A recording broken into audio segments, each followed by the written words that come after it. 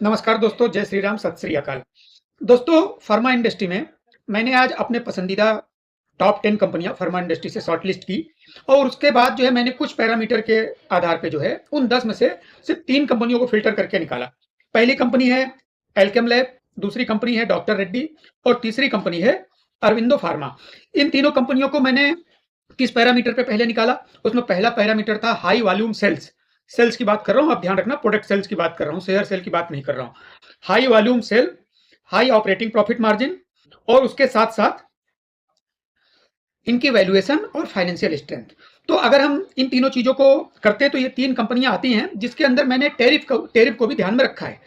तो जब मैं टैरिफ को ध्यान में रखता हूं तो एल्केम भी इसमें से किनारे हो जाती है। हालांकि एल्केम बहुत ही अच्छी कंपनी है, बहुत ही स्ट्रांग फंडामेंटल है।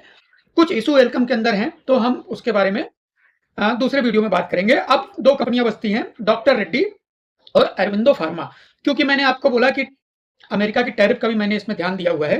जैसे कि आज की डेट में दवाइयों पे 25% से लेके 80% तक का टैरिफ लगता है, जिसमें कि एवरेज 50% का टैरिफ लगता है। और उसमें भी अमेरिकी प्रेसिडेंट ने यह बोला है कि आने वाले कुछ सालों में, फ्यूचर में, हम फार्मा के ऊपर 100% तक का टैरिफ लगाएंगे। तो हमने इसको भी अपने ध्यान के अंदर रखा है कि अगर फ्यूचर में मेक इन अमेरिका चला उनका, तो अगर 100% फार्मा के अंदर अगर लगाते हैं तो उस पे कंपनियों के ऊपर क्या फर्क पड़ता है। तो उसी बेस पे मैंने इन 2 कंपनियों को चुना, एक तो डॉक्टर रेड्डी और दूसरा अरविंदो फार्मा। अच्छा, ये 2 कंपनियों को चुनने के पीछे एक मकसद और था कि दोनों का 45 से लेकर 48% तक का रेवेन्यू जो है वो अमेरिकी मार्केट से आता है। अब हम बात कर लेते हैं दोस्तों, सबसे पहले अच्छा, एल्केम को मैंने क्यों बाहर किया है? एल्केम को मैंने इसलिए बाहर किया है कि क्योंकि एल्केम जो है, एल्केम का एक्सपोजर अमेरिका के अंदर 15 से 17% है, मतलब 20% भी पूरा नहीं है, इसलिए हमने इसको पहले किनारे कर दिया है। अब बात करते हैं डॉक्टर रेड्डी की। डॉक्टर रेड्डी की बात करते हैं। सबसे पहला अपडेट तो यह है कि डॉक्टर रेड्डी में मार्च 2025 में इनकी अमेरिका के अंदर एक मैन्युफैक्चरिंग फैसिलिटी थी, इन्होंने मार्च 2025 में उसको सेल कर दिया। मार्च 2025 में सेल कर दिया। अब क्यों सेल किया, वो जो मैनेजमेंट की कमेंट्री आई है उससे मैं सेटिस्फाइड नहीं हूं, तो इसके लिए मैं उसके ऊपर ज्यादा डिस्कस नहीं करूंगा। अब डॉक्टर रेड्डी के पास अमेरिका के अंदर एक सिर्फ एपीआई की यूनिट है। एपीआई, जैसा कि मैंने आपको पहले बताया, एपीआई एक तरह का रॉ मटेरियल है जिससे हम फिनिश प्रोडक्ट बनाते हैं। तो एपीआई की एक यूनिट है वहां पे, इसके अलावा वहां पे कुछ नहीं है, फिनिश प्रोडक्ट बनाने के लिए कुछ भी नहीं है। अगर डॉक्टर रेड्डी जैसी कंपनी की बात करेंगे तो क्वालिटी काफी है, गुड क्वालिटी है, काफी स्ट्रॉन्ग क्वालिटी है, कंपनी बहुत अच्छी है, ऑपरेटिंग प्रॉफिट मार्जिन बहुत अच्छी है, वेरी गुड, लेकिन वैल्यूएशन बहुत हाई है। यूएस के अंदर 47 से 48% का एक्सपोजर है। अगर टैरिफ रिड्यूस होता है तो इनको बहुत ही तगड़ा फायदा मिलेगा, कंपनी को लॉन्ग टर्म में भी बहुत तगड़ा फायदा मिलेगा और शॉर्ट टर्म में भी बहुत तगड़ा फायदा होता है अगर टैरिफ 25% के नीचे आता है तो। लेकिन अगर टैरिफ बना रहता है 50% तक और आगे 100% तक जाता है तो डॉक्टर रेड्डी की हालत बहुत ज्यादा खराब हो जाएगी, बहुत ज्यादा खराब हो जाएगी। उसका कारण है, उसका कारण कुछ ये है कि डॉक्टर रेड्डी की जो पहले अमेरिका के अंदर जो रेवेन्यू आता था वो जेनरिक से ज्यादा आता था, लेकिन अब जैसे जैसे इनका रेवेन्यू वहां पे ग्रोथ हुआ है, इन्होंने जो है वहां पे ब्रांडेड मेडिसिन लॉन्च की। मतलब ये जेनरिक से ज्यादा ब्रांडेड मेडिसिन वहां पे बेच रहे हैं, जहां पे वॉल्यूम बहुत ज्यादा है। जिसका कारण यही है कि अगर टैरिफ बढ़ा, क्योंकि जेनरिक के ऊपर तो ना के बराबर टैरिफ है, जेनरिक प्रोडक्ट में कुछ में टैरिफ है, कुछ में जीरो टैरिफ है, तो आप ना के बराबर समझ लीजिए। अब क्योंकि ये ब्रांडेड मेडिसिन में काफी तेज फोकस किए थे बीच में, तो टैरिफ के अंदर आ गए और इनके ऊपर काफी ज्यादा प्रेशर अभी भी है। लेकिन अगर टैरिफ ये रिड्यूस नहीं होता है और टैरिफ और आता है तो इनकी हालत बहुत ज्यादा। अब आ जाते हैं अरविंदो फार्मा पे। देखिए, हर सेक्टर में अलग अलग ही फंडामेंटल चीजें देखी जाती हैं, फाइनेंशियल ग्रोथ और वैल्यूएशन तो देखी ही जाती है। क्योंकि मैं आप लोगों को एजुकेट कर रहा हूं इस तरीके से, अब मैं थोड़ी सी कुछ कंपनियों का जहां मुझे मौका मिलता है अलग तरीके का फंडामेंटल मैं आपको बता रहा हूं, ताकि आपके दिमाग के अंदर बैठे कि हर कंपनी के अंदर एक ही फार्मूला नहीं चलता और वैल्यूएशन निकालने का भी फार्मूला हर आदमी का अपना अलग अलग तरीके का है। जो एक्सपर्ट है, इतना भी अलग तरीके का नहीं है, लेकिन हाँ 20-25% का फर्क सब में रहता है। तो और हर कंपनी का वैल्यूएशन निकालने का तरीका भी अलग अलग होता है, हर सेक्टर का अलग अलग होता है। मैं तो ऑर्डर बुक भी उसके अंदर इंक्लूड कर लेता हूँ, पुराना ट्रैक रिकॉर्ड देख के, ऑपरेटिंग प्रॉफिट मार्जिन देख के और डिलीवरी शेड्यूल देख के, कंपनी पिछले 10 साल से कंपनी काम कर रही है तो जो भी ऑर्डर लेती है वो कितने टाइम में डिलीवर करती है, टाइम पे करती है कि नहीं करती है, सारी चीजें कैलकुलेट होती है, तब जाके वैल्यूएशन निकलता है।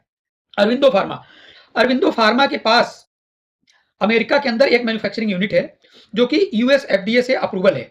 ये अमेरिका के न्यू जर्सी के अंदर ये कंपनी है। आप लोग, मुझे पता है कि आप जो लोग ग्रुप मेंबर हो इसमें कई लोग जो है यूएस और कनाडा से भी हैं, तो वो आप लोग वहाँ पे जाके एक बार ज़रा देख लीजिएगा और मुझे भी बता दीजिएगा कि हाँ, है। क्योंकि हमारा तो सारी चीज़ें तो डेटा के ऊपर ही होती है।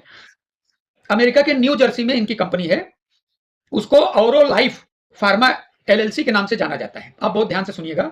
अरविंदो फार्मा की जो एक यूनिट अमेरिका के अंदर मैन्युफैक्चरिंग यूनिट है, वो है न्यू जर्सी में, जिसे औरो लाइफ फार्मा एलएलसी के नाम से जाना जाता है।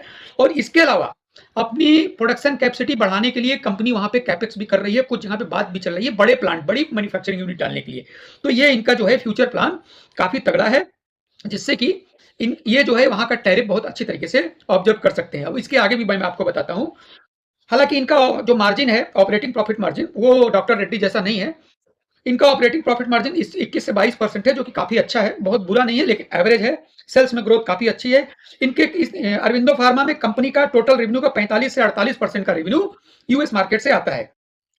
कंपनी ब्रांडेड फिनिश प्रोडक्ट से धीरे धीरे जेनरिक के अंदर शिफ्ट हो रही है। देखिए यही है, हाई वॉल्यूम जेनरिक के अंदर शिफ्ट हो रही है। मतलब कंपनी का टारगेट क्या है कि मुझे माल ज्यादा बेचना है, 20 से 25% का ही प्रॉफिट है, बहुत है। अगर माल ज्यादा बिका तो अपने आप प्रॉफिट जनरेट हो जाएगा। 21-22% की मार्जिन कोई बुरी नहीं होती।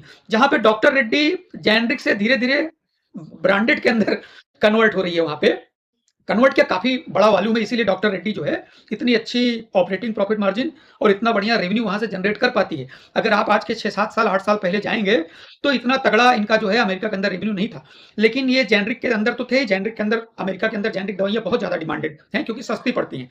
और उसके साथ जब ये ब्रांडेड फिनिश प्रोडक्ट लेके आने लगे, जो कि काफी हाई कॉस्ट होता है और उसके अंदर मार्जिन भी बहुत तगड़ा होता है, तो इनका जो है बिजनेस काफी अच्छा से चला। लेकिन अब ये जो टैरिफ का डंडा आ गया, तो आपको पता है कि हर जगह कुछ ना कुछ निगेटिव और पॉजिटिव होता है।